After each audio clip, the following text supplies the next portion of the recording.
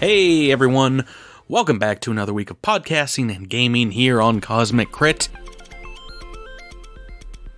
It's your GM, Patrick here, and it is our 111th episode, and we are celebrating in Bilbo Baggins style by eating too much and living in a hole in the side of a hill. This is a very quick intro before we get back into the action of this week, so first off, if you missed our live stream last weekend where we played the Starfinder Beginner Box and were sponsored by Sirenscape to promote their amazing new sound set for that adventure called Steel Talon's Lair, don't worry about it. You can watch that adventure on our Twitch or our YouTube channel right now.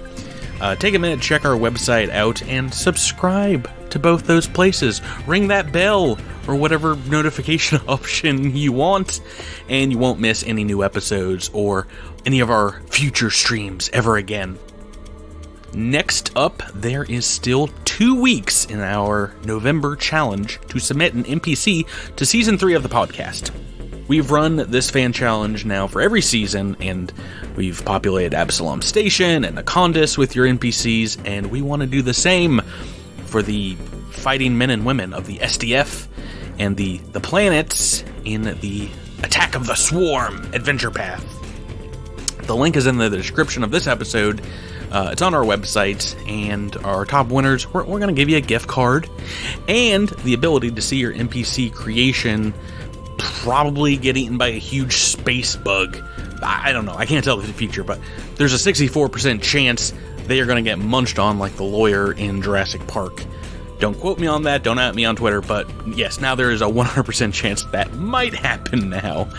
But yes, submit your NPCs now. You've got till the end of November. All right, guys, this intro has got to get up. We got to get it out, and we got to start to play. Against the Aeon throne is coming to an explosive ending.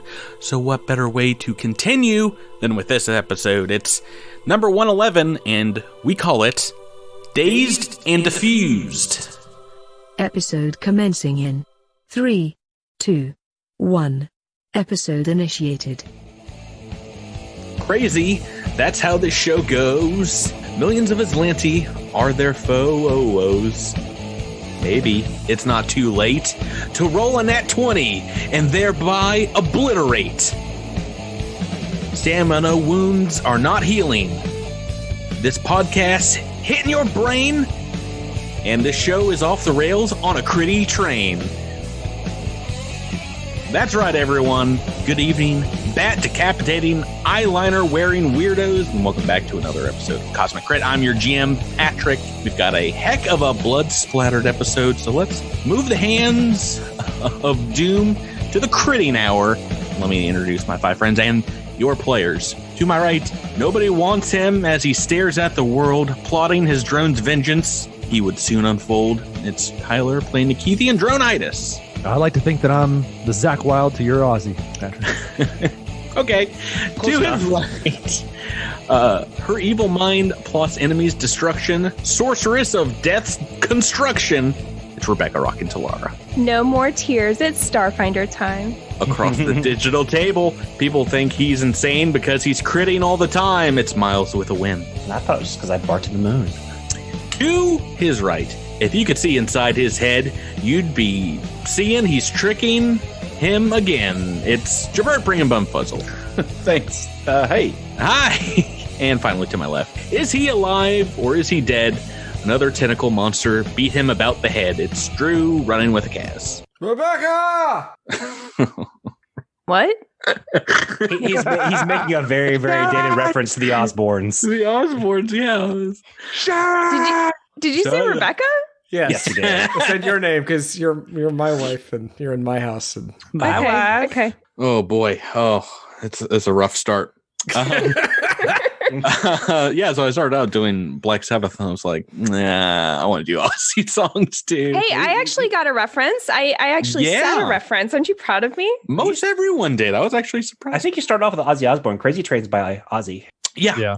Well, that's what I mean. I started writing this earlier, and I was like, yeah, there's a lot of stuff in there. Hey guys, how are you doing? Oh, Tyler, you like the Oz man? I like Zach Wild.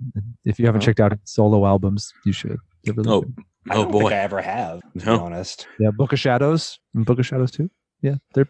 I know. Pretending to write that down right now, Tyler.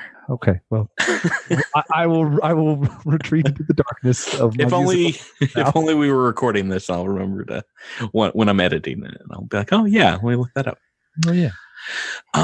Hey guys, what's happening? Not much. Just playing some Starfinder. Yeah, it's a great question. When is this episode coming out? This episode's coming out right around Thanksgiving. It's almost here.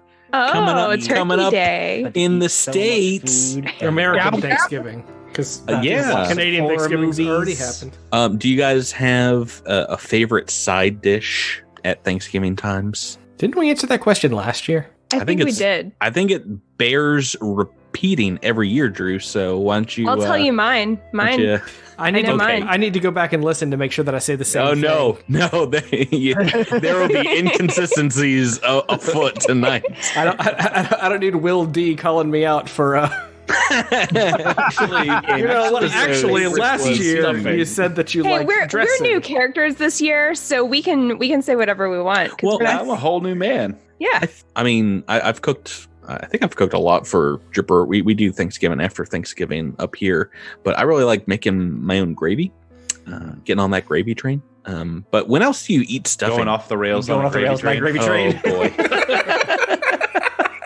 There's a lot of. I'm glad you guys went there, but I mean, it went through my head. I didn't have anything to say about it. What if all four of us had all said it at once? Just in unison. I guess there are 5 of us. Bites the head off the turkey. Oh boy. Oh. I mean, it's a boring answer, but I love like a really good stuffing.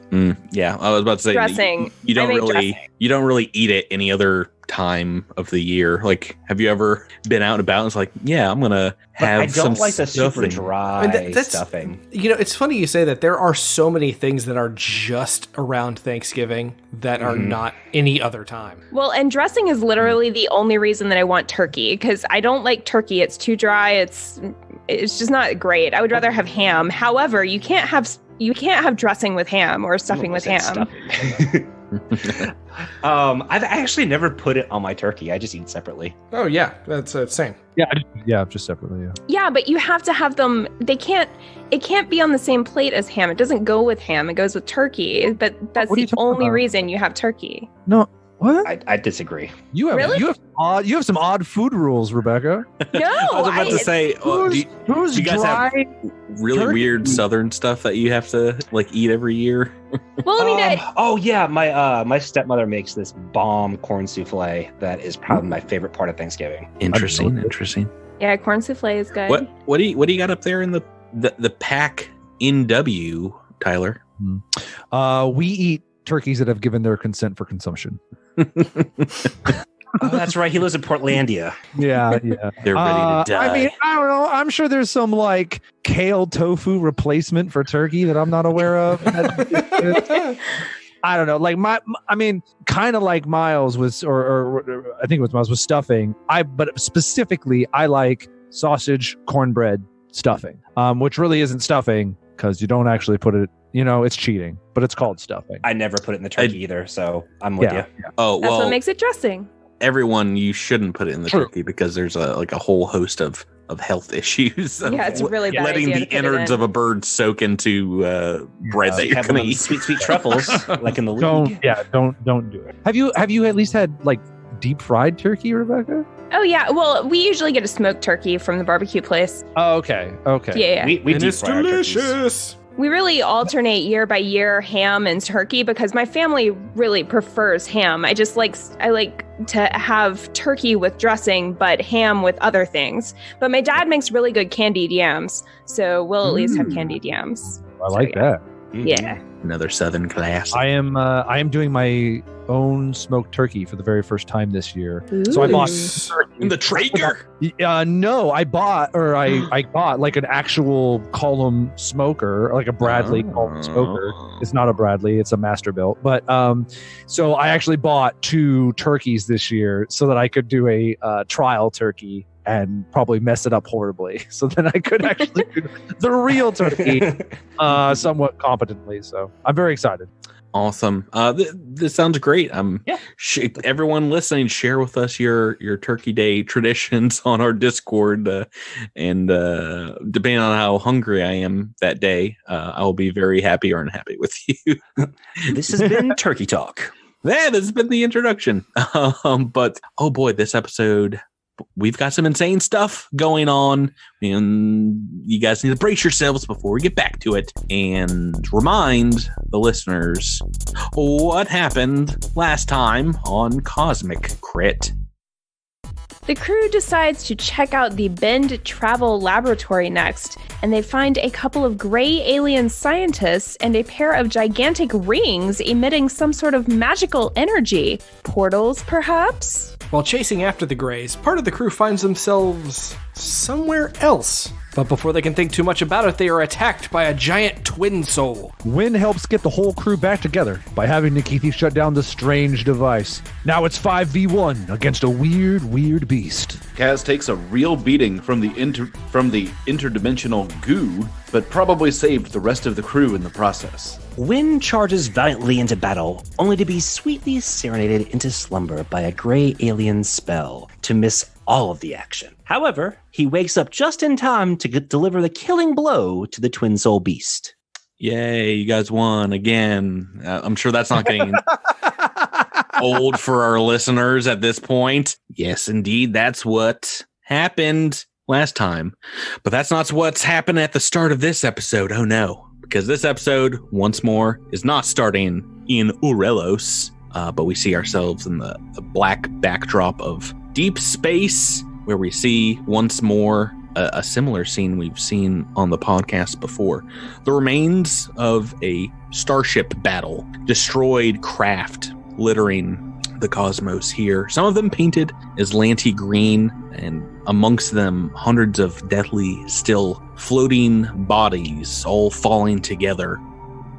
The debris here is moving very slowly towards a super gas giant in this star system. A few thousand miles per hour, a snail's pace at this cosmic scale. And Kaz, you're here, both years ago in one of these seemingly lifeless corpses right now, as well as floating over your own body as you fall out of consciousness. And looking down on your form here, you can see yourself in an Aslanti suit of green Aeon Guard's armor. Life readouts nearly gone, and you yourself also look up and just barely on the edge of consciousness all these years ago can get a glimpse of someone looking down on you. You close your eyes, and your mind's eye kind of winks, and you wake up, and now you're back in a bunk bed. Years and billions of miles away, and you look around it, and it's a Aslanti training facility. Blinking again, and you're on the 10K run up the side of a mountain in formation with other guard cadets, sweat pouring down your face, a numb ache in your feet. Closing your eyes once more, and you're in a long mess hall eating synthesized mush, staring up at multiple propaganda posters on the opposite wall, reading the words that they have drilled into your mind over months and months. The soldier next to you is your family. The Empire is your home. Your armor is your skin. Your gun is your heart. They would make you repeat this day in, day out on those hikes. Drew, we don't get a lot of flashes of Kaz's life before his memory loss. Your character now is getting a whole flood of memories back. Is there anything that he or you would like to explore? I think part of me, as Drew, wants to go back and see what put him into this memory loss in the first place. What was that event like? Yeah, I mean, you don't remember too much before waking up in this giant space battle. Maybe something of the trauma there knocked, all the memories that came before out. But you just get brief flashes of yourself in training, and that's like really all you have. There's no scraping your knee as a kid or having a crush on a girl at school. Nothing but your military training comes in scrapes and flashes. As you're kind of experiencing this again. You've had glimpses of it in dreams and whatnot before. You feel a sharp pain on the back of your neck. It is a pain you know quite well, that of a Kasathan palm chopping at you, followed very closely by 3 more. Chop, chop, chop. And it is your Master Jordan beating you out of the rest stage. You find yourself sitting, legs crossed, as he's standing over you. He says, lowering your guard for just a second invites disaster, Kaz. Disaster needs no invitations. It arrives when you are unprepared, when you are at your weakest. Do you think that you will survive if you do not strengthen your mind as well as your body? Yes, Master. You're both in the pagoda, this place of meditation on top of a hill that has Idaran banners and desert scarves hanging about it, as well as these dim blue lights. It's not the first time that Master Jordan has challenged you there. Not the last time he has caught you off guard either, the time that you're training with him. He continues and says, the ones that made you, these humans, no fear, no pain, and no weaknesses. You too are like them, but you have to be better than them if you want to beat them. So how do I know no fear? How do I know no pain? How do I... Why do you want to get revenge against the Aslanti? It's something that I feel at the very core of my being. When I first woke up, not knowing who I was, not knowing where I was, being brought here, I just knew that they were in the wrong, that they had done something to me, that they had done something to everyone in this system. You think you have the answers. They are the enemy, you think. And you say that they took everything from you. What did they take that you were unwilling to give away? They took my memory, as far as I know. Therefore, I have no way of answering that question. Why do you hate them? They are you, are they not? Why do you hate yourself, Kaz? Why do you hate them? There's a crack against your back as the master stick is produced out of thin air, makes a sound of a tree striking a metal cylinder as your entropic abilities begin to kick in, trying to absorb the blow. Why are you so angry, Kaz? Why put yourself through this? Why not stay down, cower, and no fear, no pain, and no weakness inside yourself? Because I am not that. Whatever I was before, I am better now. I am stronger now. Strong enough, you think, yes, but you think you have all the answers, but you cannot truly know until you test yourself. Your test will come when you discover that which makes you who you are, when you finally meet Kaz face to face and get him to tell you what you think. You feel something stirring here as you look down, and you're covered in these cold burns and bruises all up along your side. You feel an injection as a healing serum hits your neck, and now you see your team around you, standing over you and the corpse of a very large twin soul whose dead eyes are staring in your direction on the floor of the science facility. We're back in it, everyone. Oh my. You're back on Aurelos, all banged up, and I imagine you guys will want to spend some time healing. At the very least, Kaz. I definitely would like to take a 10-minute rest. Alara as well. Nikithi's going to go over to Sedona and check on Sedona since she last, I believe we left off, was still... Yeah, she was in one of her fog of cloud-like memories, and as you go to check on her, she's snapping out of it as well and runs to check on Kaz, goes to his side and says... I'm fine. It was another one of the memory blanks. Kaz, is there any healing I can provide you? I will channel Triune's will much more clearer now, I believe. Are you strong enough, Sedona? Yes, I'm fine. Those aliens, the gray ones, they were the ones that put the roadblocks in my mind. During my interrogation here, they wiped my memory banks. Seeing them again seems to have kickstarted everything back up, rebooted the system, as it were. I think I may have purged their mind impediments from my system for now. If you feel like you can provide assistance, I would gladly accept it. So, yes, there's a reason I was opening up the PDF for Book 3, the Rune Drive Gambit. That's where we got some Sedona stats. She has those healing abilities if you want. She can use them now if you guys have healing serums and you want to use them. Let's start with the 10-minute rest, though. Wynn's going to take one. Who else wants a burn or a resolve? Talara. Kaz. Yeah, I imagined her. I'm going to hold off. I'm going to hold off for now. Bumfuzzle, fine. Nikithi? Nikithi will spend his time treating deadly wounds on those who need it. Oh, okay. I think that would mainly be a Kaz, but I'm down 2 hit points if you want to. Whoa. Like to me. I know. Goodness. That's the closest to Lart's been. Come here, Slugger. You got a Band-Aid or something? Oh boy. I can make some. Yeah, let's get some medicine checks rolling in. First one for the boo-boo. Okay, you get your 2 hit points. Awesome. 29 on that medicine check. Pretty good. Yeah, that's enough. More than enough. And second one for bigger boo-boos. A 27 is also going to be the DC +5. So I believe you're getting my character level plus my intelligence modifier, if that is correct. Do you have the advanced med kit? Yes, we have an advanced med kit. Okay. Yes, if you beat it by 5, you get I think your int bonus plus the level, correct? Plus my level, yeah. What level are you guys these days? I forget. We're level 6. Oh my goodness. That's 11 They grew up so quick. for you, Drew. I'm sorry, you cut out. That's 11 hit points for you, Drew. Awesome. And am I starting from 0 or am I starting from 1 at this point? 0, because I think it was right at the end of combat there. I don't believe we had a turn where you had to burn a resolve to stabilize.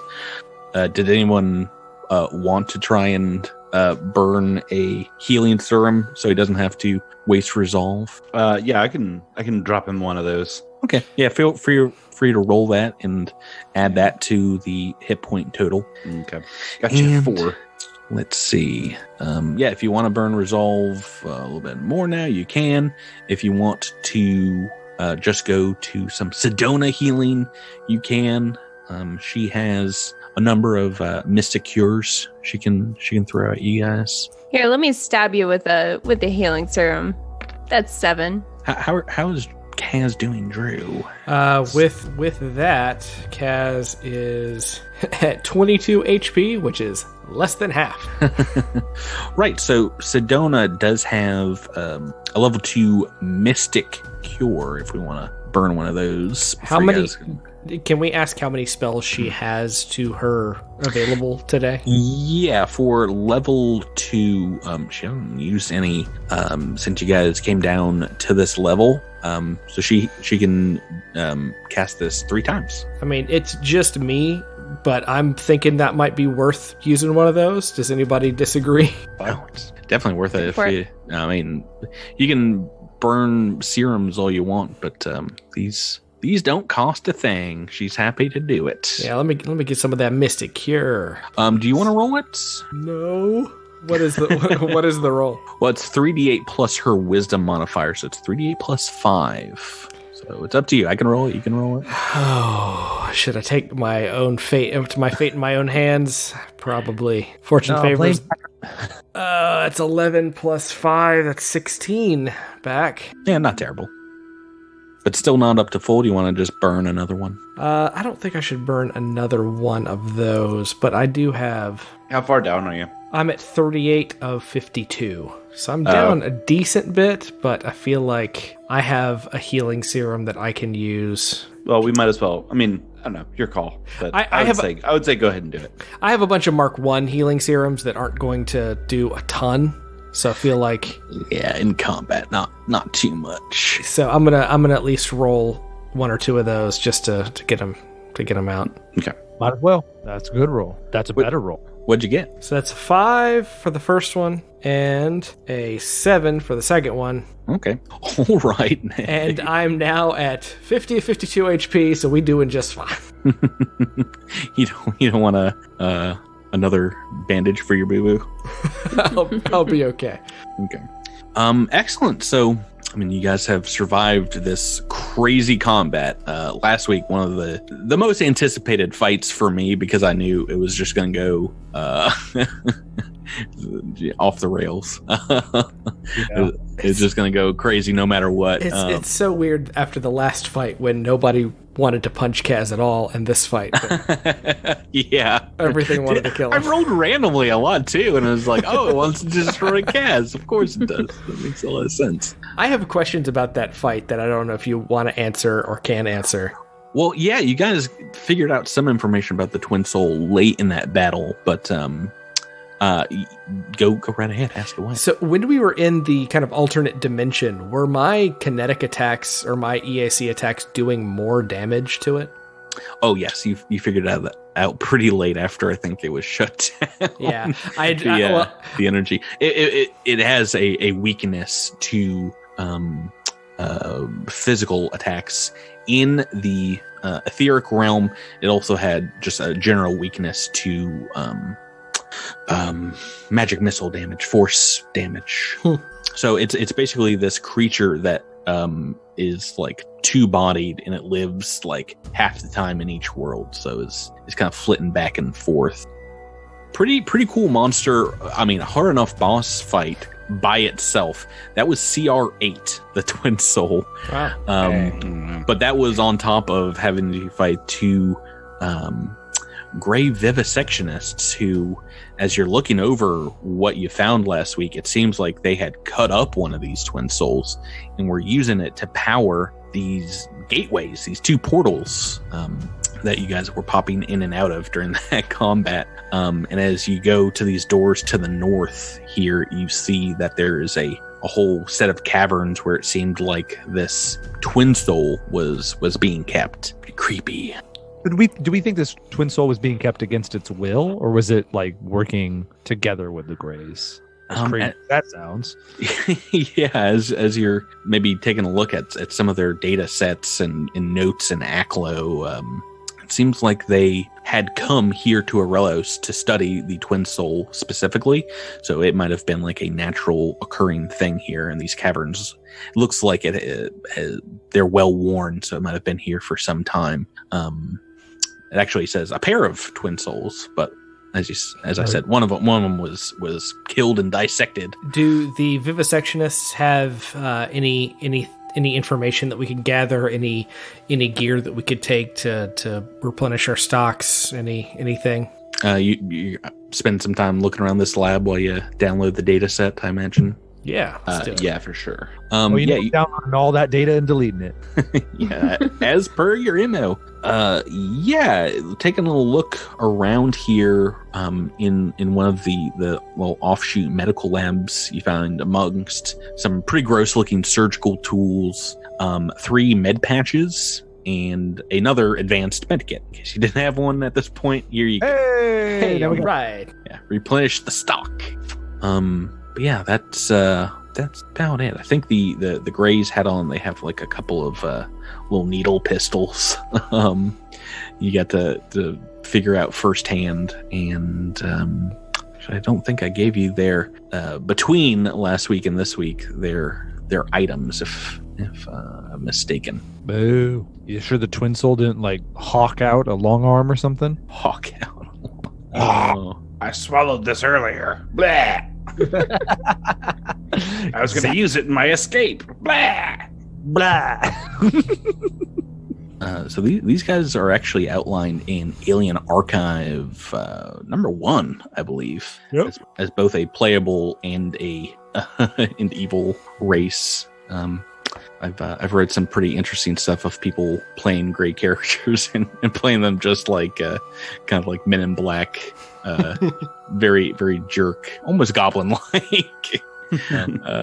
Like old school goblin, like not the cool new school that we're space goblin initiating into Starfinder. At first, I thought you were referring to the pink glob as a playable race, and I was like, season 3, perhaps. They have a skin suit that kind of like meshes over their body, a la Independence Day. It functions as basic Lashunta Tempweave. They've got the needler pistols, and each of them, I think, a couple doses left of blue Winnis poison. once again, the same poison that your friend back there on Outpost Z, the Raikrichi Hashachir, the sleeping poison that basically took him out of commission. Pretty important fort saves going up against that poison because only 2 fails, and you're just unconscious basically for the rest of the AP. For the rest. Yeah. Speaking of which, if we were to pick that poison up, do we have a way to administer it? Like, is there a way to give that to someone? Yeah, the pistol. Yes. Oh, their pistol. Okay. Yeah. So I think Nikithi would pick up one of those pistols. And Yeah, I think Talara would too. Yeah. So there's a couple of can shoot. a couple of doses for each pistol still. Okay. Let's 2 see. shot, make him count. Is that just a regular needler pistol? Yes. Okay. I'm not, I think, super special about it. Yeah. Anything else you'd like to do in this area? Nikithi, this equipment, should we destroy it?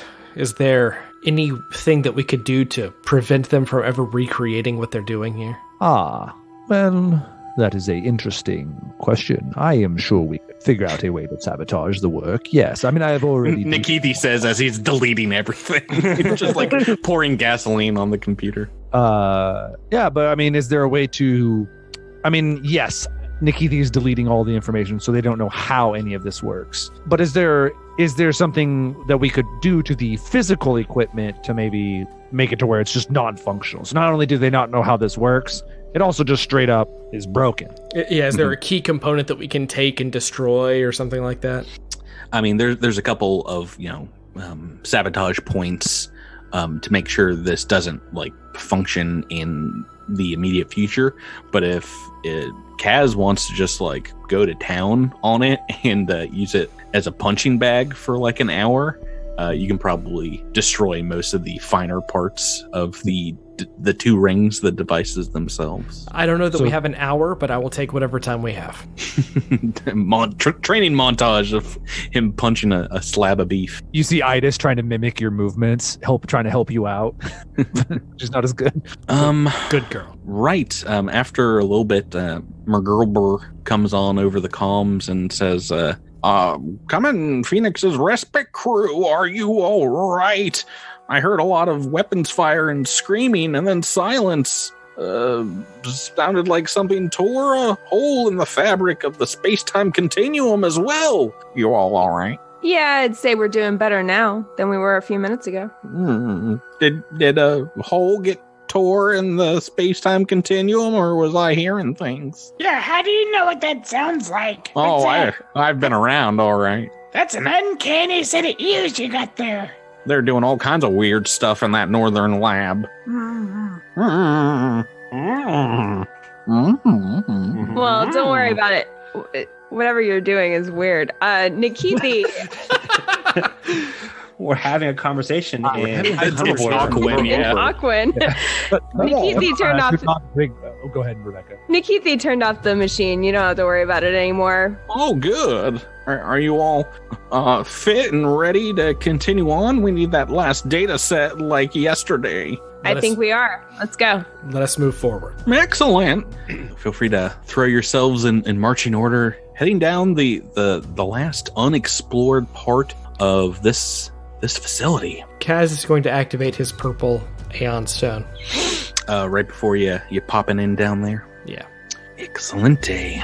All right, we got, as always, the Vanguard of the Vanguard and the Operative, Kaz and Bumfuzzle up front, a giant bear, and then Talara and Nikithiitis in the back. Scratch that Nikithi in the way back, apparently. How far away do you want to be? 10 feet from Idis is always a good distance. Okay. In case they get confused again. Yeah, exactly. Or area of effect spells. Things of that nature.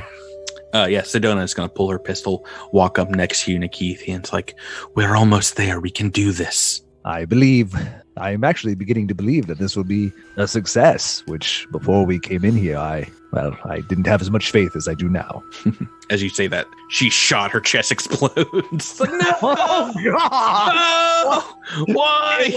It was my fault. I should never have been positive and had a good attitude. No. I will never do that again. She was 2 days from retirement. Nikithi just started looking on the bright side. His character having a bit of a change. No, let's see. You guys can move yourself down into this area. I'm exposing the southern laboratory. Already moving forward as you guys step into this next area, power dynamics. You head up some small steps here, and as you do, there's a pressure plate that triggers, clicks, and a moment later you hear high-pitched whine. The PA system crackles to life above you, and you hear a familiar voice, that of Specialist Evandrian, augmented by his Aeon Guard helmet.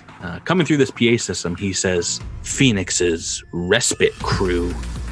Is that your ship's actual name? Kaz, welcome. This is the price that you pay. This is the price your meddling has incurred. You've put countless others' lives at stake along with your own for this petty mission. Those aliens aiding your prison break-in, for example. We know a transport vessel went missing en route to Gulta, and I'm sure it went to that Odheo-infested dump of Outpost Z. Your actions will result in a lot of deaths there. You seem not to care about the innocent you're endangering, but maybe I'm wrong, so I thought I'd put that to the test." You see the chamber in the center of this room, behind a couple of double doors here, light up with arcs of electricity, as in the middle of another scientific chamber, a vessel of sorts, you see the faces of a dozen or so scientists, human and alien alike, their mouths gagged as they scream and their arms locked in manacles. Terror on their faces as the device begins to power up. Thwum. Bumfuzzle, Nikithi, what is this device, and can we turn it off? You did this, Kaz. Their blood and that of countless others is on your hands. It's funny you should say that when you are the one who placed them there. Evandrian, if you are so worried about protecting innocence, then show yourself and put yourself in harm's way, you coward. You're the coward here. I'll turn this device and spare them on one condition. You and your rotten crew throw down your arms and surrender their lives or your freedom. What do you have to say to that? Show yourself, and we will talk further. Oh, we don't have time to talk. From what I read of these scientists' data, you all have about 20 seconds to decide. I hate to be dramatic, but let's start the countdown, shall we? 20, 19, 18. Guys, this isn't a combat per se, but we're going to be acting in order, as you only have so many actions before bad things happen. Let's put it that way. I'm sure there's going to be a lot of ideas here, and you guys have as much time as your player selves like, but as characters, you don't have a lot of time. When the last time you were in an enemy-held facility with an explosive countdown, things ended very terribly for your previous crew. They did. But perhaps that will help you in your leadership decisions here. Do you want to start us off and work through some stuff? Yeah, I mean, Wynn would probably not be saying anything at the moment because he's smart enough to know that whatever he said is not going to really make any bearing to Evandrian. Mm-hmm. But so he would probably be trying to think of what move to make. Although Miles is drawing a blank. It sounds like Miles and Wynn are perhaps locked in fear. I think this is Flashback City to all those that died raiding as part of your previous crew. Mm-hmm. The Xeno Wardens. You see the little halfling's face on Bumfuzzle now. He's counting down for a bomb, I guess? It seems like whatever this device is, it is powering up. And the scientists are locked in there, much like Dr. Manhattan. They're not going to get superpowers, though. They'll probably just die. I would hope that maybe Bumfuzzle and Kaz possibly Nikithi could hack the console in front of us and stop whatever's about to happen. I mean, you can tell them to do that if that's the route you want to take. I mean, how do they feel about it? Well, how about you pick someone to act next? You can tell them like, hey, do this or that. Okay, so I'll pick Bumfuzzle. Seems to have the Bumfuzzle or Kaz seem to have the best luck with. Don't send Kaz to do anything with computers or engineering. Kaz, hack this computer. Hack it to pieces. For some reason, I thought you were helping with computer stuff. No, and Knack always helped with computer stuff, but Kaz has zero in computers. I missed two. So he would probably be like, Bumfuzzle, is there any way we can stop this from the console? I'm on it already. Yeah, so it looks like from the console, no. You're going to have to get inside this chamber. It's been jury-rigged in some way to go off. But to do so, you can use the console to try and open up these outer doors here, or you can use engineering to just try and take the door like off the hinges. Basically disable it for someone else. Either of those will be a standard action to attempt. Okay.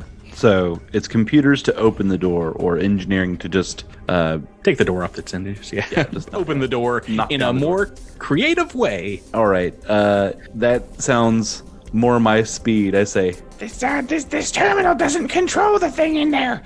It's only a door control. Wait 1 second. I got an idea. And I run up to the door, and I sort of I put like this super thin sheet underneath the door, and then I start I pull out a little air pump, and I start pumping it. And this what looks like almost invisible when you look at it on its side starts to inflate, and then it sort of cracks the seal on the door a little bit, and then causes it to sort of bend just slightly, and then you can just sort of pop it open. Just say it works. Just say you're Fonzieing it if you're going to Fonzie it. All right, I Fonzie the door. Hey, what'd you get? I got a 24. Ooh, very close. Plus 4 to unlocking doors. It's not a locked door. This is you taking that door off the hinges. But it was DC 22, so you made that. Nice. Oh, hey, nice. So very close. As the door comes off the hinges, you can hear the muffled screams of the scientists now, just as well as the sound of crackling electricity here. Arcing blue electrodes in the center of what looks like a huge polyhedral energy source, like a crystal of some kind, seems to be kind of spinning up, humming in a very dangerous sounding recursive loop. Just it's some kind of a 20-sided shape. We have no point of reference for polyhedrons of any kind. So go ahead and elect who you want to go next. Bumfuzzle.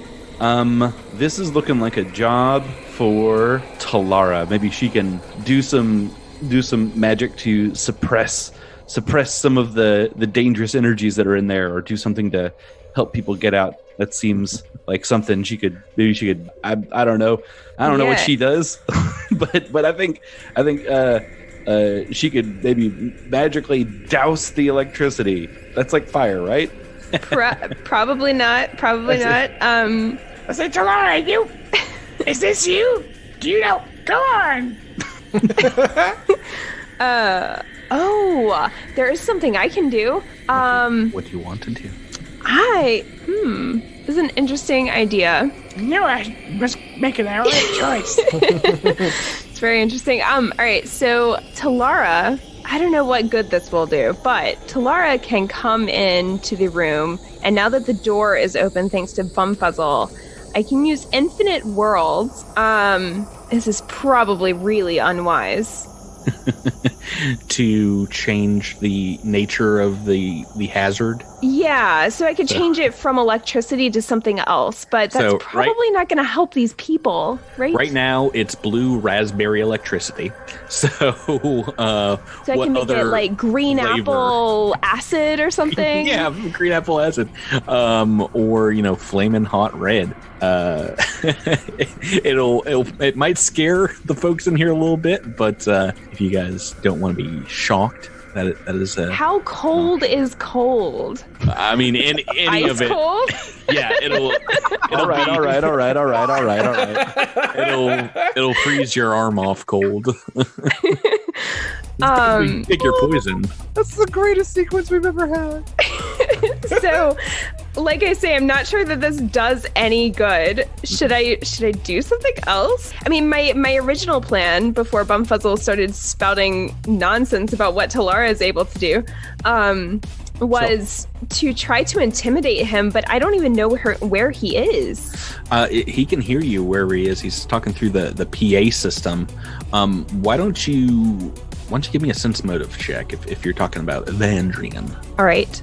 It's not my best. It's an 11. Yeah, you're not terribly sure. It seems like there's something you can do there. If you want to just try and berate him into turning it off, you can, but you're unsure how successful that would be. Right. Well, at the very least, can I cast Charming Veneer on myself? Is there any way that I can use a bluff check to like trick him into coming down here? Probably like not. I say, I don't even know where he is. Not within the next 20 seconds. Right now, we're in kind of... if he's on the top level of Aurelos, where you guys last saw him kind of escape to, it won't be in the next 20 seconds. Right now... Okay, so even if I convinced him to come down here, it would take him longer than 20 seconds to come down here. Mm-hmm. It seems like... So... really, our only option is like we need to shut this machine off. That's all we can do.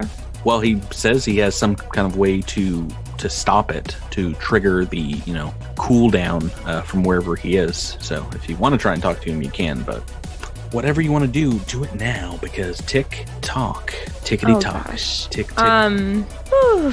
I guess that.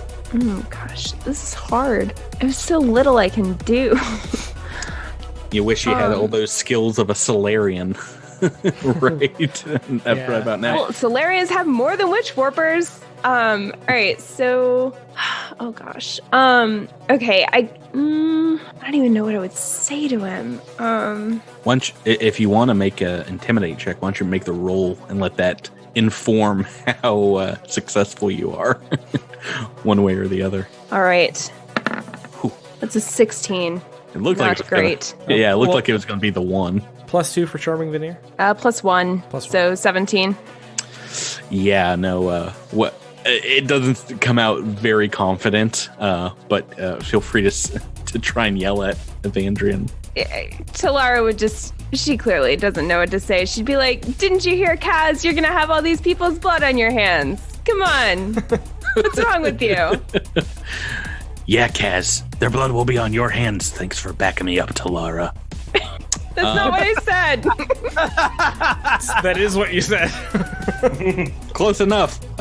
Rebecca, who do you want to go next? I believe we still have a Nikithi and a Kaz. Nikithi, it's all you. Take this machine down. Gladly. Tyler, what would you like to do? I would like to transcend the limits of my physical being and enter into the code so that I may disrupt Evandrian's connection to this machine. Right, so you're not sure if there's anything going through this computer console. It seems maybe it's hardwired somewhere, maybe inside the chamber. It seems like he's disabled almost all the commands. Let's start with moving inside the chamber and inspecting this polyhedron. Oh yeah, so it's great. It's just wonderful. It is full of still blue raspberry arcing electricity. Yep. And at this point, when you get in here, you can see that there are a number of what look like supercharged electrodes, like kind of leading in to the device, like this weird crystalline power core. You're pretty sure whatever can be done to disarm this thing, you're going to have to first get past these electrodes somehow. That could be potentially an engineering check or some kind of physical science in order to determine their weakness. My engineering is higher, so I would go with engineering. I might call out to Bumfuzzle and say, I could use your help with some electrical problems, Bumfuzzle. Just really quick, does Nikiti get the sense that it's going to be faster to try and disable the device versus getting all of these people out of the room physically? It depends. It depends on how good you are at disabling it. You don't have a lot of time, so either is possible, but probably not both if you're doing it yourself. Can I offer a bit of a suggestion or a question about an idea? It's a question about an idea. What do you got, Drew? So we've got Nikithi and Bumfuzzle here to turn this machine off. We also have 5 scientists who have presumably worked on this machine that we could free to have them help us with this. It's a bunch more than that. There's about 12 in total, more than is represented here on the map. Could I... Are they... I know they're gagged. Are they also bound? Yes, they are indeed. It looks like a set of manacles kind of like tying them around the room. With my acid abilities, with my entropic strike, could I charge my hands with acid and burn through the manacles one by one? How quickly would I have enough time to do that? Maybe. Seems like something for your turn, but right now, Tyler, what do you want to do? Let's try and get rid of the first electrode. How about that? Yeah, make that engineering check. Engineering check number 1. Okay, you know what? What do you get, Tyler? Toot toot.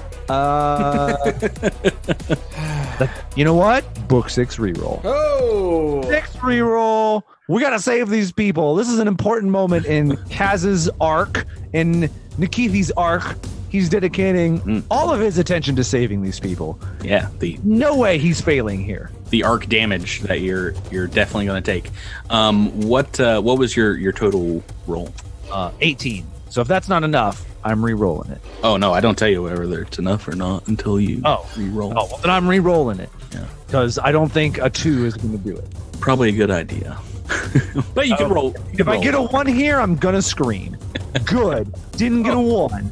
Got a 6. Not much better. But 22.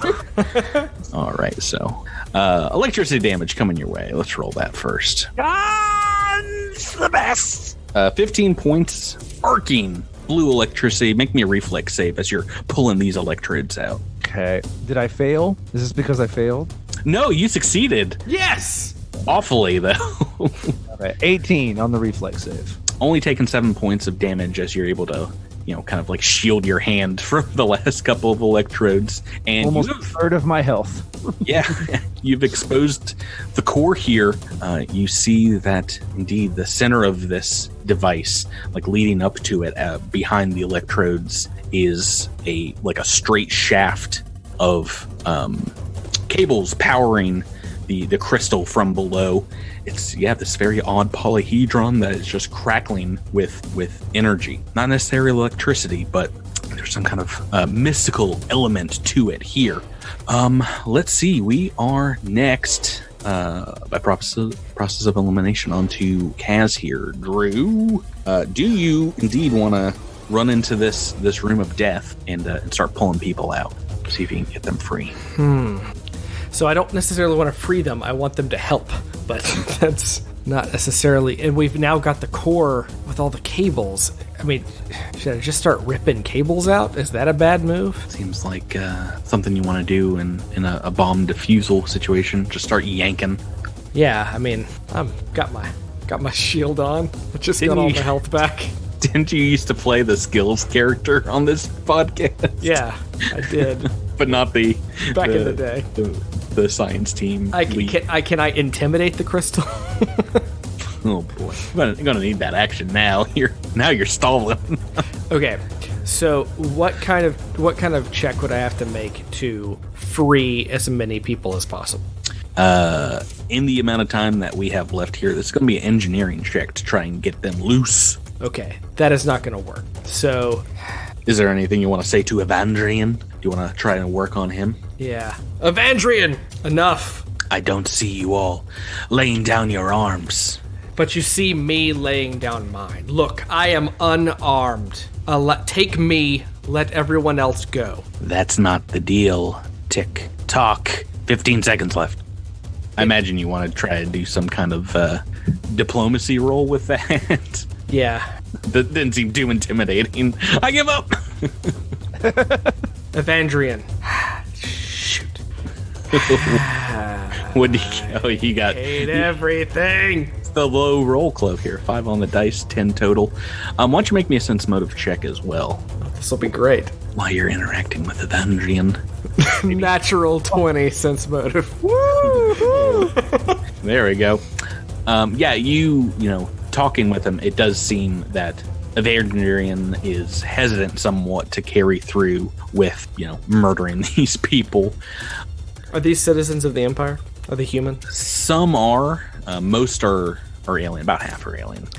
Yeah, so you get the impression that you might be able to present some kind of case that would assuage his anger while retaining his honor, allowing him to get out of this. But you know what exactly you have to say, you're not sure. Evandrian, I know you are at odds with the Sardat. I know that you do not want the Sardat to have control of this project, but I know that you know how important this project would be to the Empire, and I cannot imagine that you would dare do anything to jeopardize it by destroying a piece of it and the crew of scientists that worked on it. Think about all of the, not just the Aslanti lives lost, but just the loss of manpower for the sake of the Empire. Think about what you are doing.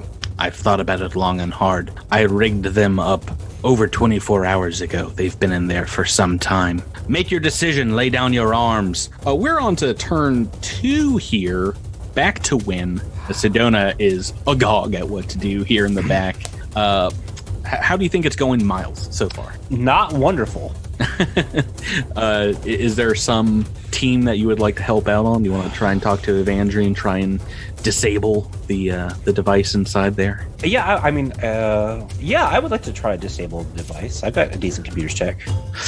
So there's no computer inside the power dynamics, but if you move in there, it does seem like engineering or physical science might work, but you also get a sense of a magical aura coming off of this thing. So perhaps mysticism. Ah, yes, my -1 in mysticism will come in quite handy. How's your physical science doing these days? Your crystal science. +2. What's up to you? Do you want to make one of those rolls? Be on team science. You said physical science, mysticism, and engineering. Yeah, lots of ways to crack this cookie. I'll try an engineering roll. Oh, Lord. Boy, oh boy. I just imagine Nikiti being like, why are you pulling those wires? Oh no, you're working down below and you just hear tink tink tink, I think. Yeah. Of a trident hitting the top of this. It's exactly. Oh, please stop. Oh, please. I'm down here. I will die. All the scientists nearby are Bumfuzzle onto you. All right, yeah. I'm watching Win attack the delicate machinery, and I'm gonna run in as well and see if I can maybe remove some of the electrodes that are nearest to Win, so that he can't reach anything that'll cause too much damage. At this point, the electrodes are kind of out of the way because of Nikithi's action. Okay. It looks like you might be able to turn off the entire system here by depowering the crystal, maybe decoupling a few things. You're not sure exactly what, but to do so, I'm going to suggest engineering, as it seems to be your forte, but feel free to roll mysticism if you want. I'm not going to stop you. This is a free Starfinder. All right. I'm going to take your suggestion. Mysticism? Roll some engineer. Oh, Nice one. Jabert, say out loud what you just rolled, please. 37. Yeah, natural 20. I was trying to get you to go mysticism because it's a smaller DC. That's not going to do it. No, I'm just kidding. That totally does. Can you imagine? You pronker. Yeah, you detached every single cable inside of the device and just goes. And all the scientists in their gags are like, oh, we are out of danger, out of combat, as it were. Evandrian, you see what we have done. You had your chance, and now we are coming for you. And we're bringing a bunch of angry scientists, too. These nerds will help us kill you. Quiet. Quiet, nerds. You obviously hear what sounds like a physical receiver module angrily slamming into a crook as the PA system cuts out. It goes, and as you guys start undoing the scientist binds, they're all very, very thankful to you all. Like some of the ones you freed earlier, they seem to be extremely tired. Good and tired. Does Nikithi recognize any of them? Yeah, indeed. Some human scientists have been here for years. Some older Atlantes. They look like maybe they took a few hits or so from Evandrian while they were getting rigged to this death trap. And might come up to you and be like, Nikithi, is that you? Yes, I see you have. You've been mistreated, friend. Let me help you with your damage. Is there anything we can do to repay you all? We can't believe that someone would come to our aid. We are here to help, and if you would like to help us, you can go up the elevator and wait for we are going to leave this place. And when we leave, we are going to try and take as many people as we can. If you're interested in escaping, go to the next floor above us. Speak to Sanendrone, and he's in communication with us. And when we are prepared to go, we will take you. Yeah, maybe Murgleberg could escort them. Oh no, down here? Murgleberg's got a job, but some of them will indeed, try and go get some rest, or go upstairs. But Murgleberg, as soon as you mention her, cuts into comms and is like, "If you have that last data set, I can use your help and any and all scientists left alive to help implement my plan." Shut up, Toby. No. All right, where do I get that data set from in here? The scientist can help you download it from the a core hookup inside the chamber, like all the recent test data. And yeah, taking a look at the crystal inside, what looks like a spawning crystal inside of this power supply test, you can tell that this can easily be altered into, modded into a very powerful magic tech augmentation, something called a resonant larynx. Does anyone want a resonant larynx? What does it do? Yeah, can we mysticism to tell what it does? I would prefer if someone just installed it without knowing what it does, but what do you think a resonant larynx does? Probably a really loud voice box. Yeah, it sounds like it would like increase your intimidate score or something like that. Maybe it's echolocation. No, it's straight up sonic damage, Bo. Make mysticism check, see if you do indeed know what it do. What do you do? Ooh, Bumfuzzle got a good one. 19 on the dice. Jeez Louise. Let Nikithi give it a shot as well. Nikithi brushes off his lab coat. Yeah, natural 20 on that one. The resonant larynx is an augment that is they install small resonating crystals in your throat box and can basically turn you into either the Banshee or Black Canary. Pick your comic book of choice. Amplify your voice to deafening levels. And I believe as a standard action, you can basically let out an ear-piercing shriek into a cone that doesn't harm you. And everyone in the cone takes 5d6 damage and can make a fortitude save for half or become deafened for a number of rounds. I mean, wind has a loud roar. That would probably be helpful. Ooh, does anybody else want to become a superhero? Definitely wouldn't be something Nikithi is interested in, but he's happy to install it into whoever wants it. Yeah. I'm in. Anyone else? That sounds like a pretty win thing. Yeah, Kaz is already a superhero. He doesn't need extra. When take these pills, these will numb the pain. Otherwise, I'm about to cut open your throat, so you might want to lay down. Sounds good to me. Yes, this is the standard resonant larynx. And like I said, yeah, it is the DC for the fortitude on this thing is 10 plus half your level plus your constitution modifier. So right now it's probably like a 14, I'm guessing. Somewhere in there.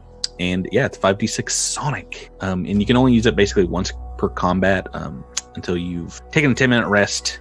That would allow you to regain stamina points. Or you can spend a resolve point to recharge it immediately. Okay. I think it's pretty cool. This is that's a neat little function. It's a magical augment from this adventure path. It's actually from the previous book, Prism Moon of Golda. Right. So, some of the scientists will trudge off. The others will help you get the data and will indeed continue back with you to the Rune Drive. You can fast forward to there because, well, I guess I should ask, does Nikithi want to take a 10-minute rest while installing this? Nope. You took a little bit of damage, but you're I took a little bit of damage, but guess what? I have so few resolve points at this point, you could almost kill me, and I'm still not going to take a 10-minute rest. Let's try that out. Oh, please don't. Now I'm even further in the back than I normally. The ceiling collapses. Getting back to the Rune Drive and Morgorber, greedily,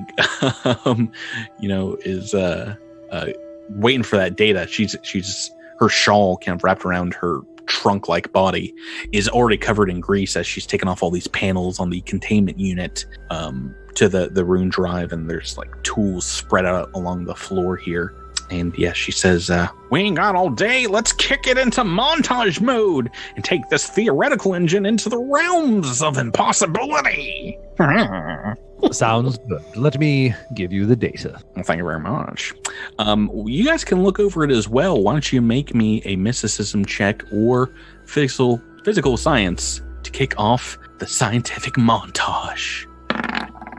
Who's rolled the highest on mysticism or physical sciences? Nikithi brushes off his lab coat once again. Oh no, Tyler has a feel being the smarty this season. Whereas I am the dunce. Feels pretty good sometimes. Yeah, you guys switched off on some skills. I rolled a 17. I have a plus 14, so that's a 31 on a physical science check. So looking over the device, the data sets they've gotten here, Nikithi, you are almost certain that the way this device works, if you are indeed able to activate it, whatever that means, is that the main power core inside this Rune Drive, this Aeon stone that is supposedly connected to the throne, the Aeon throne, the capital of the Islanti Empire, this ancient magical stone. Pretty sure that it's going to work magically like a powerful drift beacon once activated. Does anybody have any guesses as to what potential implications are if the Islanti get their hands on this Rune Drive? I mean, couldn't they move an entire fleet? Well, yeah, if, regardless of how it works, if they're able to move it somewhere, they've basically got a mobile Absalom station. And yeah, they could use it basically like the Starstone and just like get it into sort of the near space of some system they want to attack and just like move in from anywhere in their empire. Whereas reinforcements, if to try and help out, if they took a matter of days to get there, someone trying to oppose them would take weeks or months, and battle would be over by then. If they wanted to take over another system, they had this technology, there'd be no power in the galaxy fast enough to stop them, basically. It's at this point, Nikithi and others, as you're kind of chatting this over, you realize that someone magically channeling energy through the Aeon throne might be able to somehow gain control of the Rune Drive once it is activated. It seems like a magical link between like mother and daughter stones is so great that link could take months to sever. So if you activate it, you would be basically on the hook for a long time.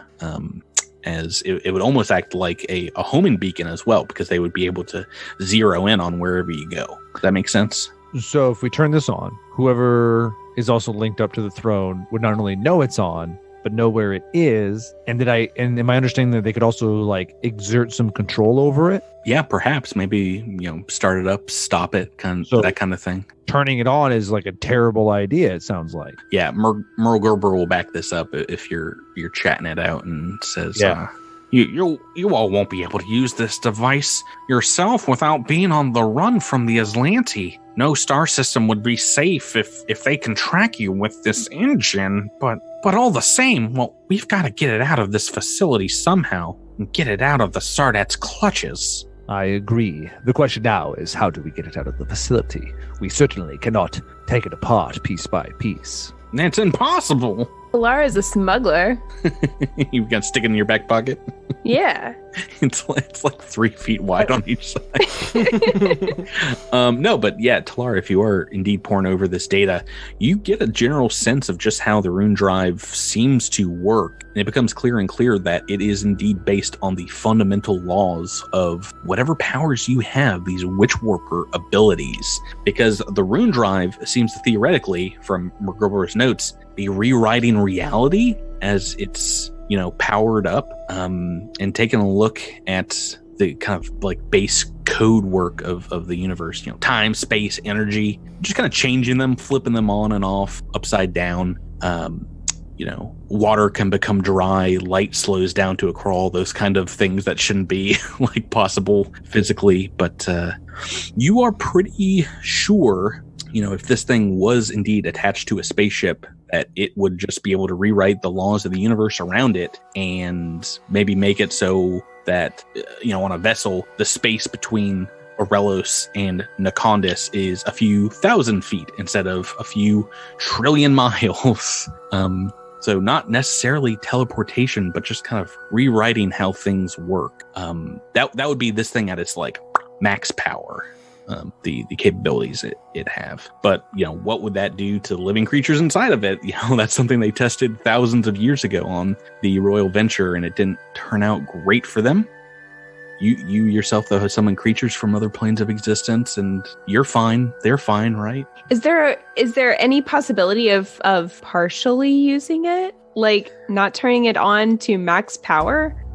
Make me a mysticism check. See if you can figure it out yourself. It's a 23. Close enough. Pouring over the data, all now that the data sets are becoming synthesized into one, you think Talara might be able to rig this thing for like kind of a one-time use to channel your own reality manipulating powers to rewrite its connection to the Aeon throne, like the first time it's turned on, and form like a magical feedback loop between the objects, the stones powering it. So kind of like burning out the rune drive's Aeon stone. And if you bring that theory up to Mergober, she says, Yes, using the magic that way, it could cut the Aslanti off from being able to give chase, but that would kill its magical ping for certain, but it wouldn't be able to produce enough energy to make a jump across the galaxy. But, you might just be able to do something with the drive. She starts doing calculations into a small holographically projected screen above her head. You see quantum mathematics popping up, and the data she starts to feed the computer network, slows down the entire system as she's calculating things. She says, if we install this device on your ship, before we run this feedback loop, we might have enough energy to alter the makeup of your vessel from the base atoms upwards. Maybe improve the armor, the engines, and get some kind of trans-dimensional leather seating installed. That might prove useful if you do have to hightail it out of here. I see you are insinuating some space combat that we might have to go through. I didn't say that. You said that. Yes, you implied it, but I still do not like it. Although your theory and Talara's are sound, I believe we have a course of action. Well, the Phoenix's respite would cease to exist because it would be a ship from an altered dimension. You could change its frame from the base up and basically rebuild the entire starship into whatever you want. You could have a jungle gym inside if you want it. And you might have to give it a new name after the Rune drive is done with it. This is all theoretical now. Of course, but Phoenix's respite has been always kind of difficult to say in my tongue.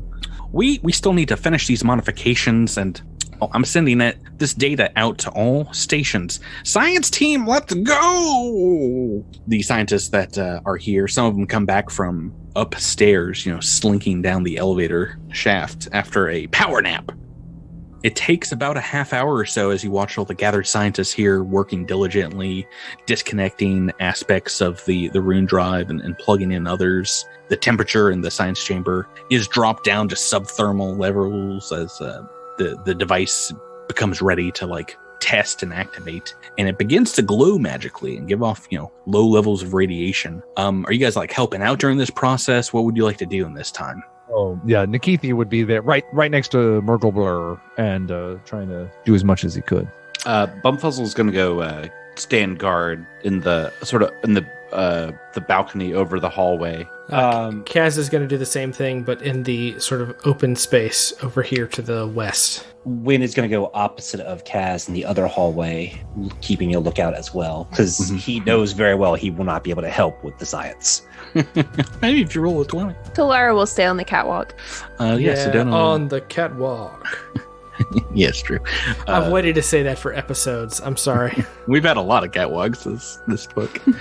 Sedona stays up there with you, Talar, and just kind of gives you knowing glances as you guys watch over some of this work being done down below. And it's after a good long while, Mergerber kind of lifts up, gets on some welding goggles and says to you all, we still need to test this device, and if I'm wrong and this doesn't work, then you all might be sitting ducks out there with one of the most valuable stolen prizes in the entire galaxy. Wherever you go, the Empire will follow, and you can start an intergalactic war if you go back to Absalom, or worse, if you lose this drive to the Aslanti. But before we go, we should test out the drive's abilities. Talara, we need you and maybe a couple of test subjects to kick off your magic and see if you're willing to activate the device for just a brief moment. Would you all be willing to step into the chamber? Is this really wise? Isn't this more of a tested and prod situation? Whee! Well, if you guys want to risk it all on this completely untested 1,000-year-old magical device, then yeah, let's roll them bones.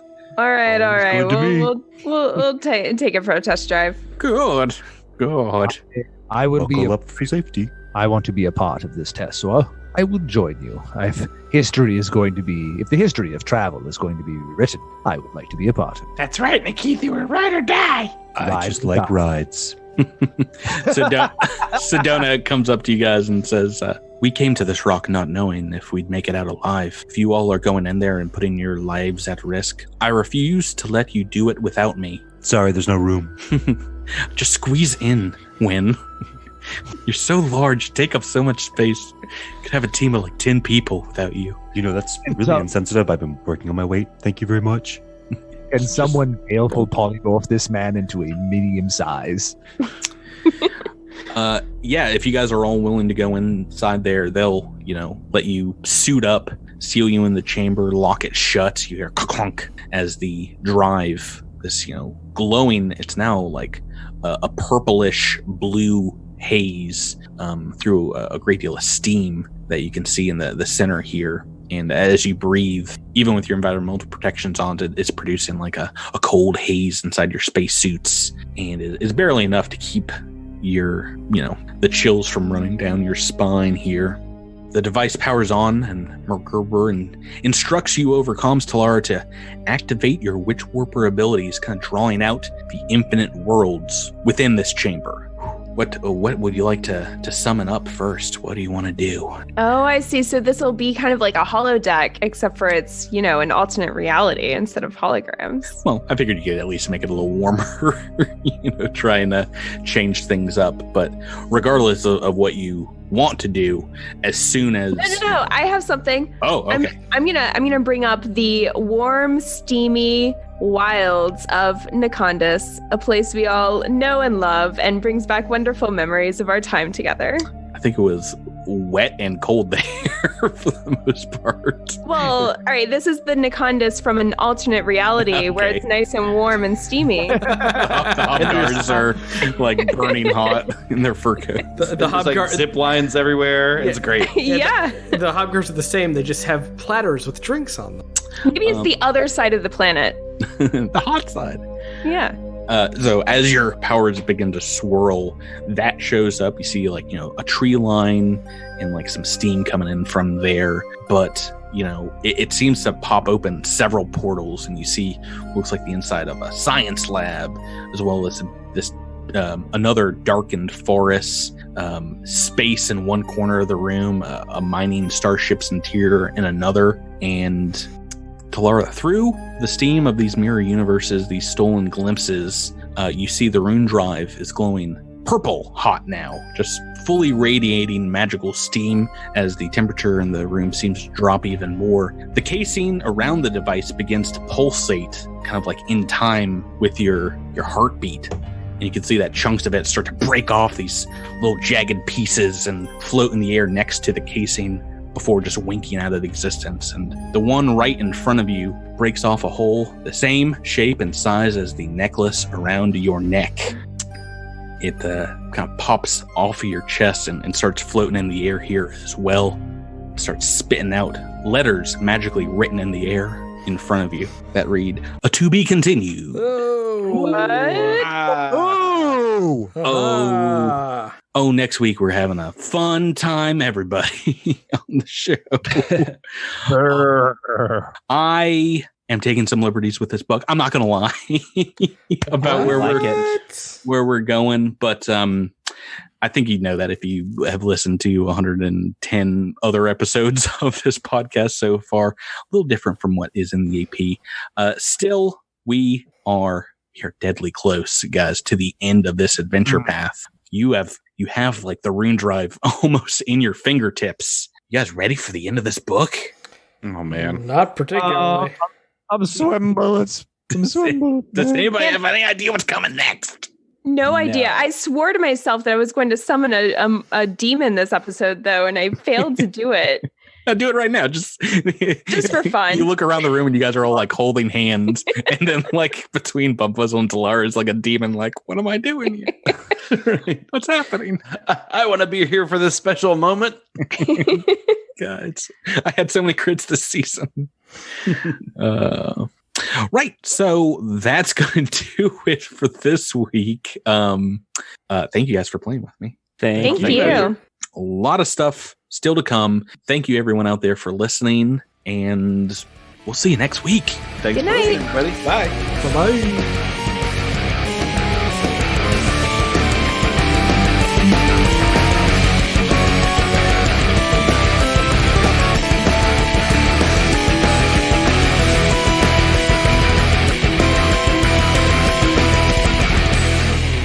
Thank you for listening to this week's episode of Cosmic Crit. This episode has been made possible through a sponsorship with Roll20 and the backing of our Critamander fans on Patreon.